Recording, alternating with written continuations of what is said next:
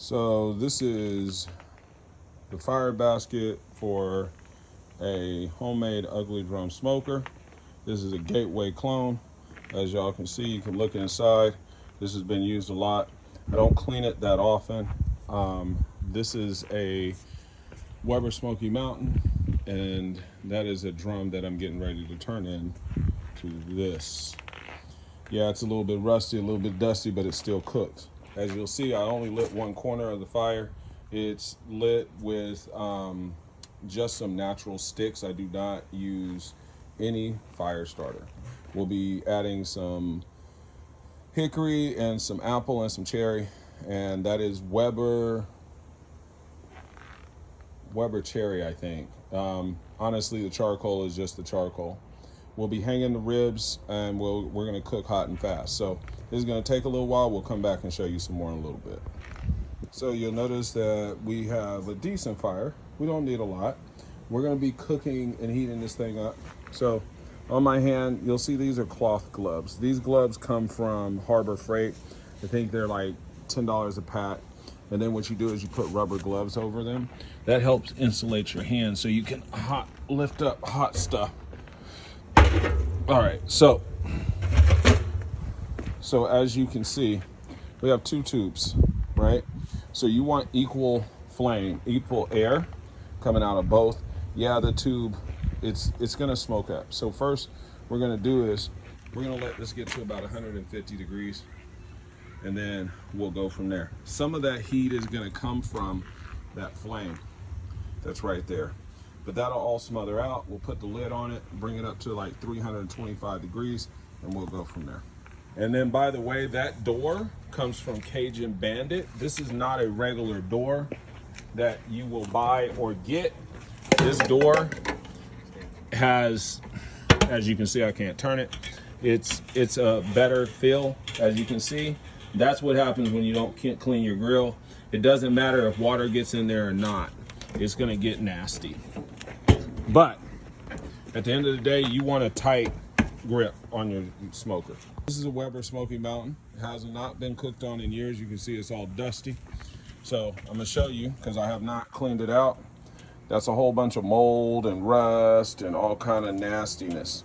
So this was one of my first grills that I ever cooked with. And so what I'm gonna do is later is we're going to clean this. And what we use is this. This is called Maker's Mark. It comes from Sam's Club. You can get it on Amazon, and I think it comes 3 in a pack. If you get this on this paint, it will eat it off. So you only want to use it on the inside of the smoker. We're not going to do it. If you ever want to try it, get it, spray it down, rinse it out, wash it out, scrub it down with a good wire brush. It'll take about 2 or 3 cleanings and you won't know the difference. The outside, people wash that with just car wash, anything you need to do. All right, y'all. So this is a Weber. This is the 22. I haven't cooked on it in probably 3 years, 2 years. It's all dusty. I'm gonna show you something that does not get away from that. So here's your ribs. You'll notice there's this flap right here. This right here, what we do with this is we're gonna cut this off. We're gonna take this silver skin and we're gonna cut this all off. We're gonna square this off so you have a straight rib. This is when you do competition. If I'm cooking this for the backyard, I'm not doing really a lot with this rib. I'm just taking this piece of flap off. This is more like a rib tip. If you take this skin off, this stuff is really like rubbery. You can't really chew through it. I don't care how good it just turns into paper even if you cook it. I'll cut, because I'm hanging these ribs, I'm gonna cut off about 10 bones. I'll count 10. So 1, 2, 3, 4, 5, 6, 7, 8, 9, 10. So these are the 10 that I'll keep. These 3 I will still cook today because this is more of a backyard cook. If I was doing competition, it actually would be 9. And this would be, I would try to square this off straight down like this. You see this knife? I would try to square this off straight down like that. Okay?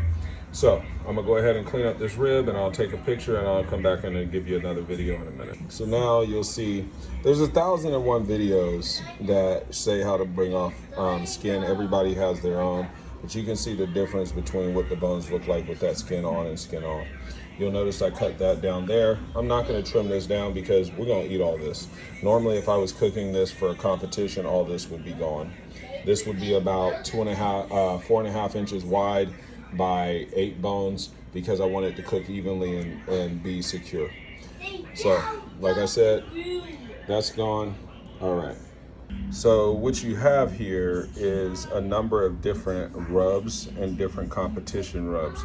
These are used on the competition circuit and a little for backyard. So no, I can't give you guys my combination for my award-winning rubs, but I do use these and have used these, and these are all great rubs.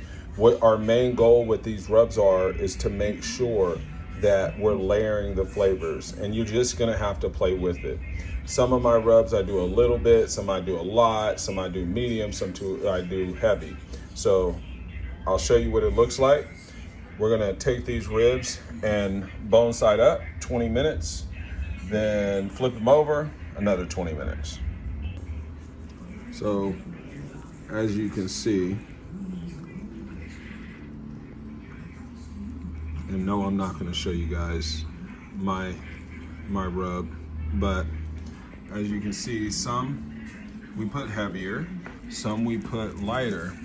And the goal is because some of these rubs have a lot of spice in it. And what happens is that spice, when you're in competition, you want, the one thing for Kansas City is sweet with a little bit of heat.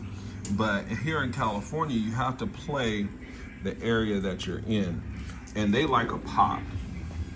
So that first rub, okay? Now, I do play around with my rubs a little bit. Some I go a lot heavier with because it has that to it. So, see, and then what I sometimes do when I'm cooking for competition is not just look at it through the eye, but I look at it through my camera. So then I can see what I kind of missed. Like that. So that's a good even with that rub. All right. So we're gonna do a couple more, finish it up, let it rest, and we'll be good to go. Here's what you have. Some nice good ribs rubbed down. We'll let them sweat. They're gonna get nice and moist, and we'll come back and add some more in a little bit. Okay, everybody, so if you look at these ribs, I just turned them over.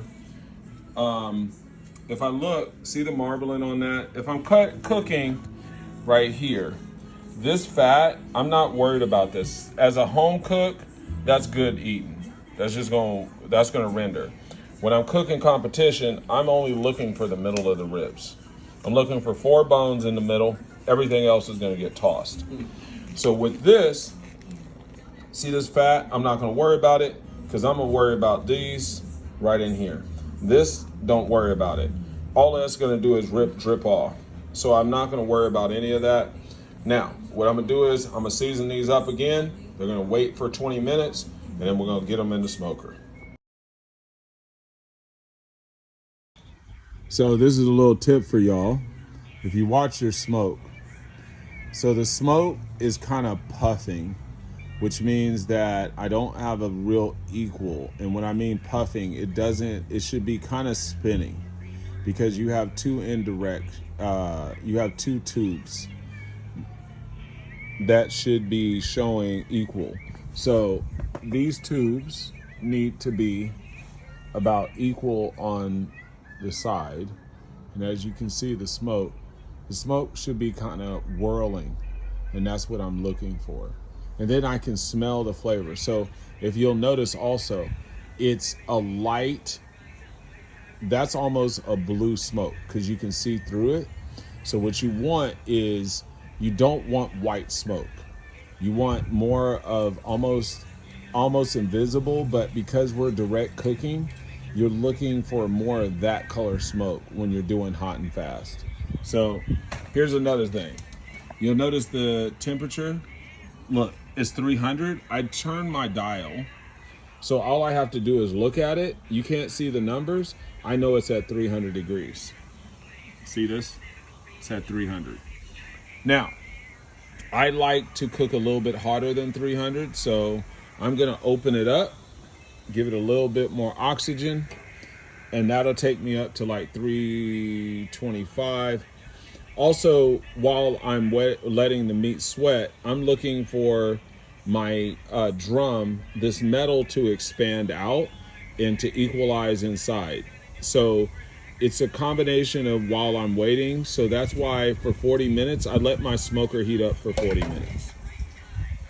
All right, almost time to put the ribs in.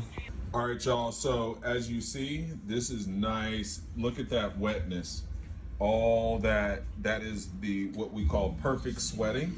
So now what we're gonna do, we're gonna hang these ribs, we're gonna put them in the smoker.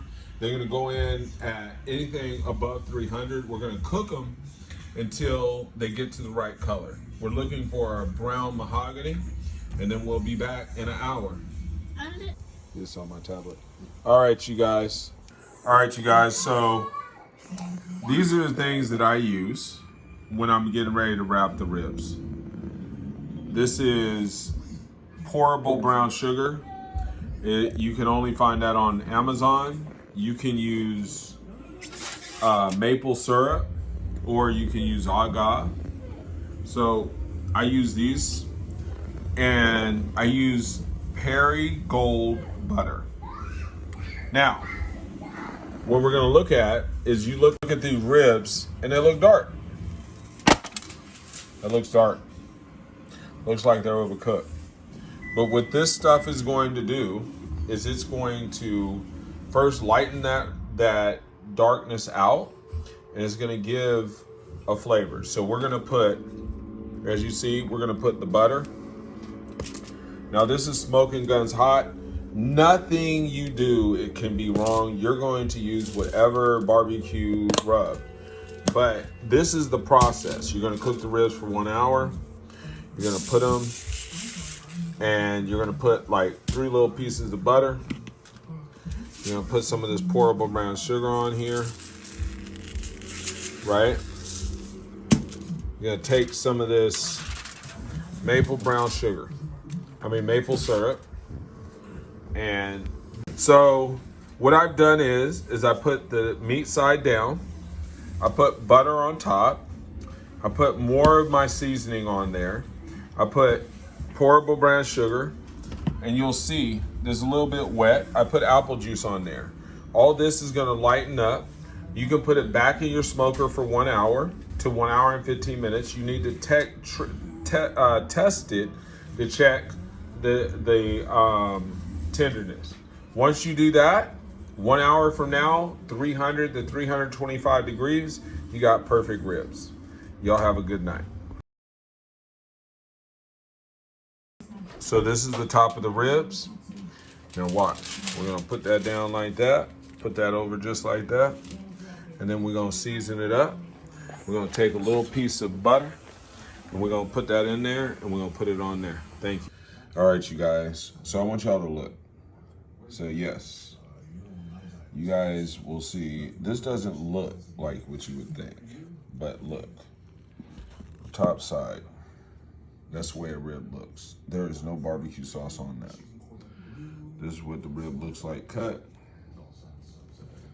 This is the side, and this is cold. I didn't finish my recording, but that's what you get when you're done. I'll put some sauce on here, heat it up, and then be ready to eat. Good luck on barbecuing. Bone Sauce and Harmony, always ready for you. So here's what you have. Your ribs is done. That's some barbecue sauce. So my suggestion is a light glaze. Just brush it on. Put it back on the smoker for about 5 to 10 minutes just to set.